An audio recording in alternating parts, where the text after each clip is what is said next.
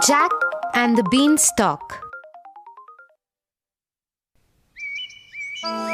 Once upon a time, there lived a widow with her only son, named Jack.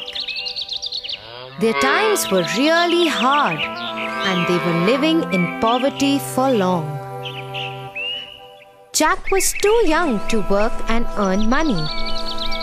All their house furniture and other belongings were sold off to carry on with their basic daily needs. Until at last they were left with a cow, who used to give milk every day, and that they used to sell off in the market to buy bread. One day, the poor old cow didn't give any milk. That's when Jack suggested his mother, "I think we should sell off this cow and get a good return in bargain." So Jack left to sell off the cow in the market. On the way, he met a butcher. "Oh, where are you going, Jack?" "I'm going to the market to sell off this cow for a good bargain." "Oh, why take the trouble to go that far? I have a very good deal for you." He took out 5 strange-looking beans from his pocket and handed them to Jack. Jack looked little hazed as to what kind of good bargain it is. "Oh my God! They are so beautiful! What do you call these?" Beans, magical beans. If you plant them overnight, by the next morning, they will grow up and reach the sky. Wow! Mother would be so happy to see them. Thank you, Mr. Butcher. And off went Jack happily to his mother and showed her the magical beans.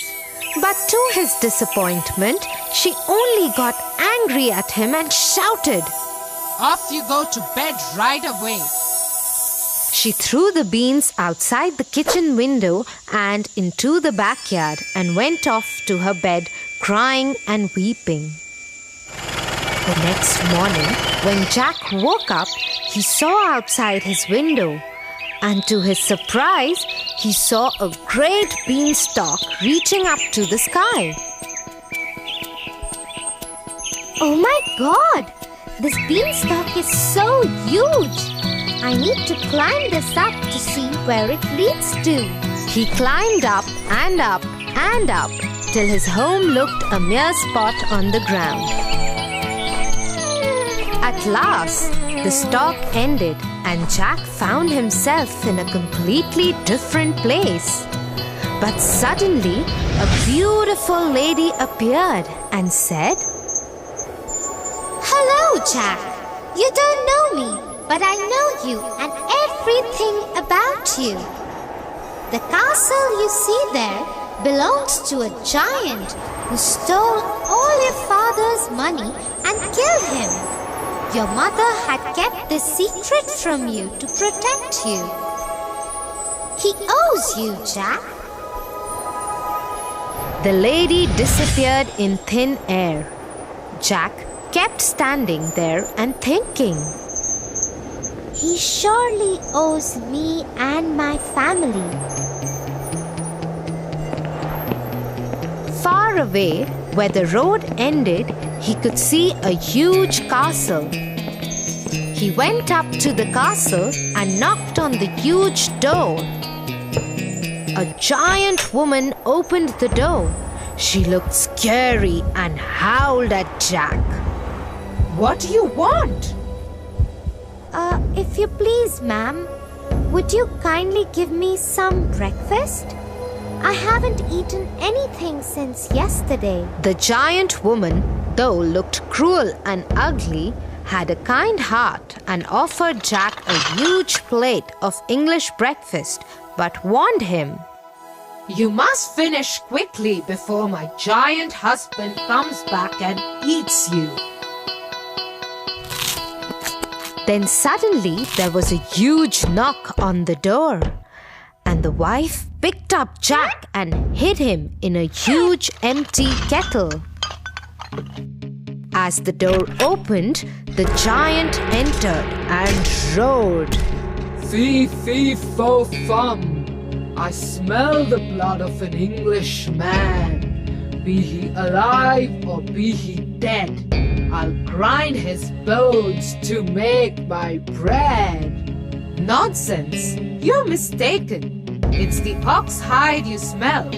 So he sat down at the table and ate the ox that his wife had served him as breakfast.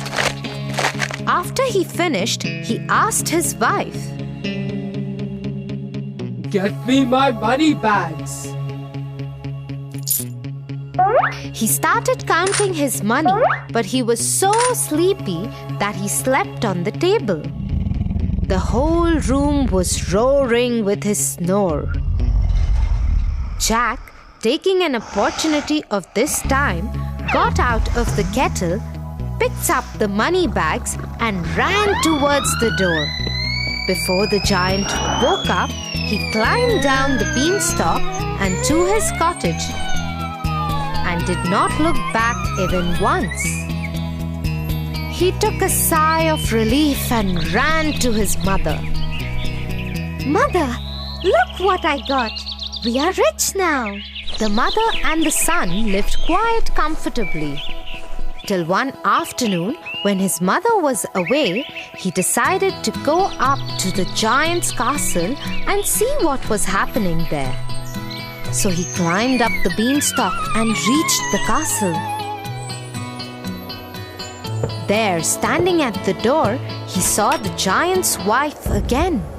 But she didn't recognize him because he was dressed impeccably this time. If you please, ma'am, He said, will you give me some breakfast? Run away, you little boy. Last time a boy came, he stole my husband's money bags. But since she was kind-hearted, she offered Jack breakfast. At that very moment, the giant knocked on the door and quickly she hid Jack in the oven. The giant entered and roared. Fee, fee, fo, fum. I smell the blood of an Englishman. Be he alive or be he dead, I'll grind his bones to make my bread. But the giant's wife once again assured him that he is mistaken and offered him his huge breakfast to eat. After eating his food, he asked his wife, Get me my golden hen. The wife got the hen and the giant roared in his voice. Lay! That very moment, the hen laid a golden egg, and Jack was left amazed with what he saw. No sooner he saw the giant slipping into his deep sleep, and once again he came out of the oven, picked up the hen, and ran for the door. In the meanwhile, the hen began to cackle. The voice made the giant move a little, but he kept sleeping. Jack climbed down the stalk and went straight to his mother and gave her the golden hen. The mother and the boy were so rich that they had money greater than even what they could spend. One day, he was sitting idle. The thought of the beanstalk crossed his mind again, and he decided to climb it. No sooner he was at the castle, but this time he decided not to be seen and climbed the kitchen wall of the castle and hid himself in the oven. In came the giant, roaring louder than ever. Fee, fee, fo, fum. I smell the blood of an Englishman. Be he alive or be he dead, I'll grind his bones to make my bread. But the giantess was quite sure that she had seen no little boy that morning, and after grumbling a great deal, the giant sat down for breakfast. As soon as he got over with his breakfast, he called out to his wife, Bring me my harp. Sing, ordered the giant. Soon the harp started singing the most beautiful sounds ever heard, and no sooner the giant fell off into his deep sleep. Jack, who was waiting for this moment, got out of the oven and climbed the table to grab the harp.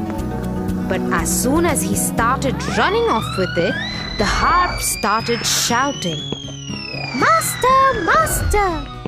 The giant woke up just in time to catch the sight of Jack running out of the kitchen door. With a fearful roar, he saw Jack running with the harp and dashed after him.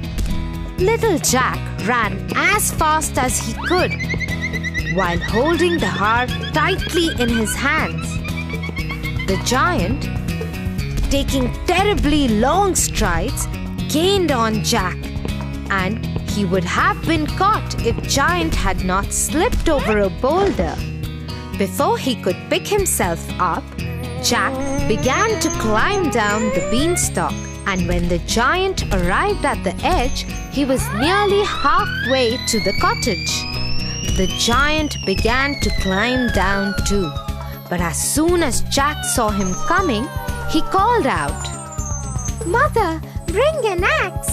The widow hurried out with the chopper. Jack had no sooner reached the ground than he cut the beanstalk right in two.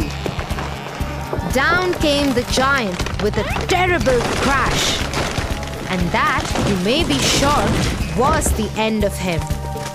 But the mother had a very important advice for Jack. Jack, what the giant did to your father was bad. But you should not have been so greedy. He reaped what he sowed, but greed is also a bad deed. Jack agreed to his mother and promised to never be greedy again, and they lived happily ever after.